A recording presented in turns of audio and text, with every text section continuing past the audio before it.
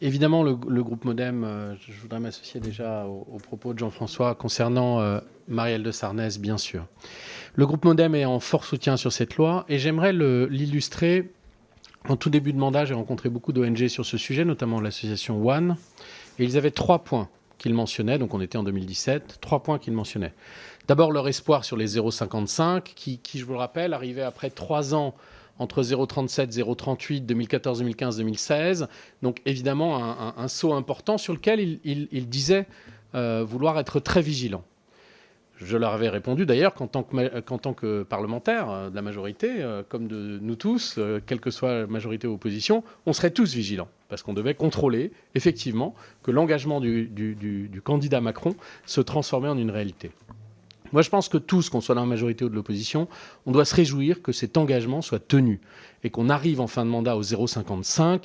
C'est pas un problème politique droite-gauche, milieu-centre. C'est un vrai problème de la parole de l'État, en tout cas un vrai défi remporté par nous tous collectivement et par l'exécutif de tenir l'engagement des 0,55%, il faut le dire. Deuxième point qu'ils avaient soulevé, l'absence de clarification dans les priorités. Et là, le projet y répond pleinement, avec quand même un point qui a été soulevé par l'UNICEF notamment. Vous avez probablement été saisi, qui regrette un peu que la notion de droit de l'enfant n'apparaît pas pleinement. Et c'est d'ailleurs dommage, parce qu'il y a beaucoup d'actions. Et la France, on le parlait en termes de scolarisation. Mais la logique des droits de l'enfant n'apparaît pas pleinement. Et je pense que c'est dommage, surtout qu'on sait sur le terrain l'engagement que notre pays peut avoir sur ces thématiques-là.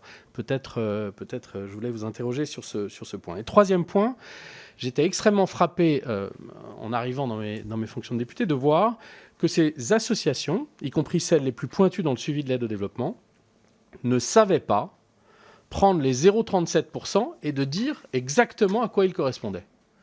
Ils interrogeaient à l'époque les ministres, qui n'étaient pas capables de leur dire, ben voilà, 0,37%, ça fait tel montant, et voilà exactement ce à quoi ça correspond, euro par euro et ligne par ligne. Et là-dessus, on a, en 3 ans, collectivement, fait des progrès qui sont extrêmement importants, que je tiens à saluer, et sur lequel ma question sera sur cette évaluation, j'ai envie de dire, en continu, à la fois des montants, du reporting sur les montants et de l'évaluation de l'efficacité de la dépense.